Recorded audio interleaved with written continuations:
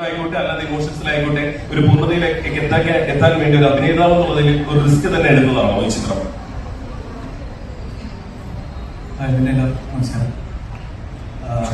അല്ല, ഇത് റിസ്ക് എന്ന് പറയുന്നത് സിനിമ തന്നെ ഒരു റിസ്ക് ആണെന്നാണ് എനിക്ക് പേഴ്സണലി ഫീൽ ചെയ്തിട്ടുള്ള കാര്യം. നമ്മൾ എത്തിപ്പെടുക എന്ന് പറയുന്നതിലുള്ള റിസ്കിനെക്കാളും നിലനിൽക്കുക എന്ന് പറയുന്ന ഒരു റിസ്ക് ആണ് ഏറ്റവും ഇമ്പോർട്ടൻറ്റ്. കാര്യം അതിൽ നമ്മൾ ഒരുപാട് കാര്യങ്ങൾ എന്താ പറയുക തെരഞ്ഞെടുപ്പ് തൊട്ട് അതിന്റെ കംപ്ലീറ്റ് പ്രോസസ്സ് വരെ നമ്മൾ എല്ലാ സ്റ്റെപ്പും നോക്കിയും കണ്ടും ചെയ്തില്ലെങ്കിൽ നമുക്ക് എത്ര പെട്ടെന്ന് വന്നോ അത്രയും പെട്ടെന്ന് നമുക്ക് പുറത്തു പോവാം എന്നുള്ളൊരു ഒരു സ്റ്റേജ് ഓഫ് ആർട്ടാണ് സിനിമ എന്ന് പറയുന്നത്.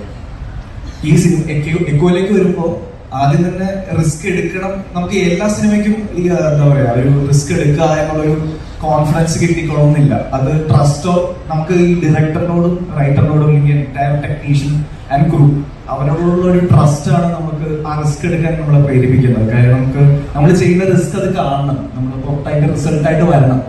അത് അത്രയും കോൺഫിഡന്റ് ആയിട്ടുള്ള ഒരു ടീമിനെ നമുക്ക് അത് നമ്മുടെ ജീവൻ അല്ലെങ്കിൽ എല്ലാ രീതിയിലും നമുക്ക് റിസ്ക് എടുത്ത് കൊടുക്കാൻ പറ്റുള്ളൂ.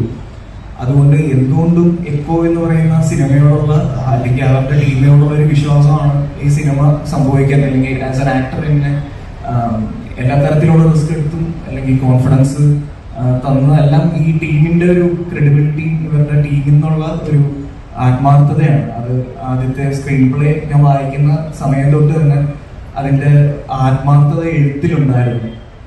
കാര്യം വളരെ കുറച്ച് സ്ക്രീൻ പ്ലേകളെ ഞാൻ വായിച്ചിട്ടുള്ളൂ ഈ ചുരുക്കകാലത്ത്. പക്ഷെ വായിച്ചതിൽ അത്രയും എന്താ പറയുക വായിച്ചു കഴിഞ്ഞപ്പോൾ തന്നെ എനിക്ക് ഇതൊരു രക്ഷയില്ല എന്ന് തോന്നുന്ന രീതിയിലുള്ള ഒരു റെസ്പോൺസ്. ഇപ്പൊ സിനിമ എത്ര പേര് കണ്ടു എന്ന് എനിക്കറിയില്ല. അപ്പോ അതേ നമുക്ക് ഈ സിനിമ കാണുമ്പോൾ ഒരു എന്താ പറയാ ഒരു ഇമാജിനേഷൻ നമുക്ക് വരുമല്ലോ. നമുക്ക് ആ ഒരു പിക്ചർ സ്കേപ്പ്, ഇതിന്റെ ഡയലോഗ് ഡെലിവറി, ഇതിൽ വരുന്ന ക്യാരക്ടേഴ്സ് എല്ലാവരും അതിന്റെ ഒരു ശതമാനം പോലും നമുക്ക് പുറകോട്ട് പോവാതെ തന്നെ നമുക്ക് ഇമാജിനേറ്റ് ചെയ്യാൻ പറ്റുന്ന രീതിയിലാണ് ബാബുലേട്ടൻ ഇത് എഴുതി വെച്ചിരിക്കുന്നത്. അത് എഴുതി വായിച്ചു കഴിയുമ്പോൾ തന്നെ നമുക്ക് ഈ സിനിമ എങ്ങനെ കണ്ടോ അതേപോലെ അല്ലെങ്കിൽ അതിൽ മികവോടെ തന്നെയാണ് ജിതേട്ടൻ ഇത് ഷൂട്ട് ചെയ്ത് വെച്ചിട്ടുള്ളത്. അപ്പൊ അത് തന്നെയാണ് ഒരു ടീമിനോടുള്ള നമ്മുടെ ഒരു ട്രസ്റ്റാണ് ഒരു ആക്ടർ എടുക്കുന്ന റിസ്ക് എന്നാണ് എൻ്റെ ഒരു വിശ്വാസം. Thank you.